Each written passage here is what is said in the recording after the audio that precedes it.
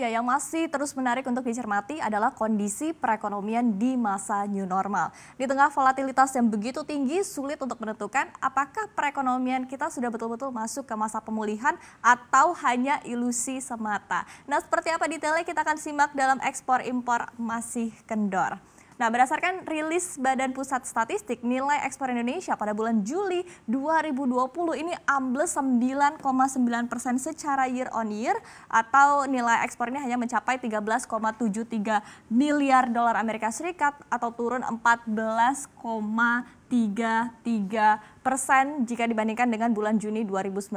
Nah, realisasi ini masih lebih baik dibandingkan konsensus yang dihimpun oleh CNBC Indonesia yang memperkirakan bahwa ekspor akan terkontraksi hingga minus 18,2% secara year on year. Namun yang perlu menjadi perhatian atau highlight kita dalam rilis neraca perdagangan hari ini adalah nilai impor Indonesia pada Juli 2020 rupanya anjlok parah. Ini hingga 32,55% secara tahunan atau year on year. Nah, nilai ini bahkan jauh lebih dalam dari konsensus yang memperkirakan bahwa kontraksi ini hanya berkisar di kisaran 22,9%. Dan nilai impor pada Juli 2020 ini hanya mencapai 10,47 miliar dolar Amerika Serikat atau berkontraksi dari bulan Juni yang sebesar 2,73%.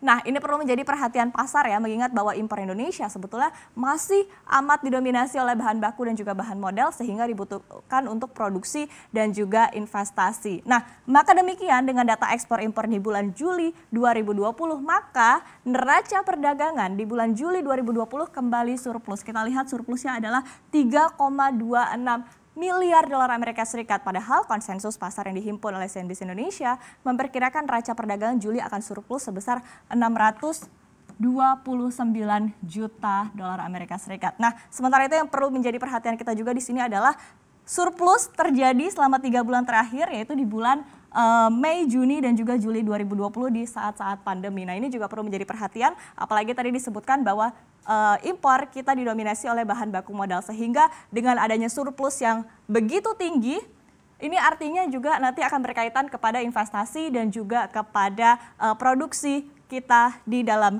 negeri. Nah, kita lihat di slide selanjutnya. Meski neraca perdagangan tadi tidak tekor alias masih di zona surplus, tapi kejatuhan ekspor impor yang begitu dalam ini membuat alarm tanda bahaya kembali menyala.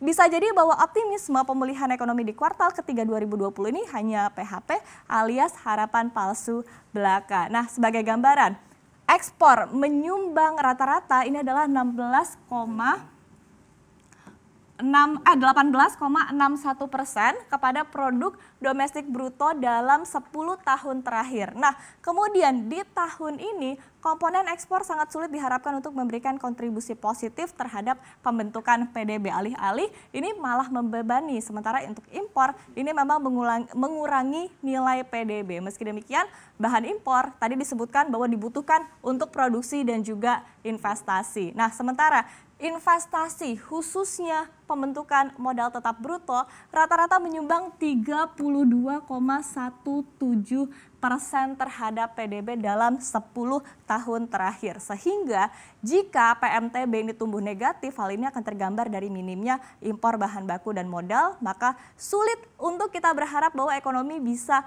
kembali positif begitu. Nah, dengan prospek ekspor impor yang suram pada bulan Juli, Indonesia ini jadi sekali lagi patut waspada sebab kebangkitan ekonomi yang digadang-gadang akan terjadi di paruh kedua 2020 ini bisa jadi akan tertunda. Nah, kita akan lihat di slide selanjutnya bagaimana dengan sektor konsumsi sebagai penopang utama terhadap PDB Indonesia, di mana di tahun 2018 aja sumbangsih dari sektor konsumsi ini mencapai 56,95% terhadap PDB. Nah, di bulan Juli 2020, indeks keyakinan konsumen atau IKK ini masih berada di zona pesimis, yaitu 86,2. Meski sebetulnya angka ini telah meningkat tipis jika dibandingkan dengan bulan sebelumnya, yaitu ini berkat pelonggaran pembatasan sosial. Namun jika kita bandingkan dengan periode yang sama pada tahun lalu, di saat kondisi ekonomi sedang sehat-sehatnya, sedang baik-baik saja sebelum ada pandemi, ini mencapai angka 124,8.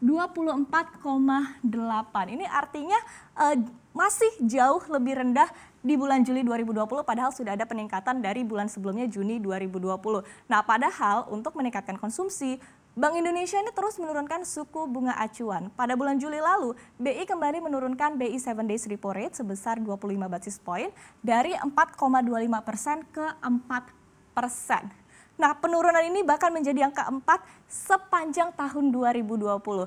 Dan pekan ini bahkan sejumlah analis memprediksi BI akan mempertahankan suku bunga di posisi 4%. Nah, era suku bunga rendah ini dengan harapannya adalah menggenjot konsumsi secara teoritis dapat mengakibatkan peningkatan inflasi. Namun kenyataannya adalah berdasarkan data dari BPS, inflasi nasional pada bulan Juli ini justru terkoreksi atau deflasi sebesar 0,1% secara bulanan. Dan bahkan inflasi tahun kalender sepanjang 2020 ini bahkan belum menyentuh angka 1% atau baru 0,98%, jauh dari yang diharapkan pemerintah, yaitu di kisaran 3%. Sehingga apabila ditinjau dari perspektif inflasi, terdapat kemungkinan bahwa penurunan suku bunga ini artinya belum berhasil menggenjot konsumsi masyarakat.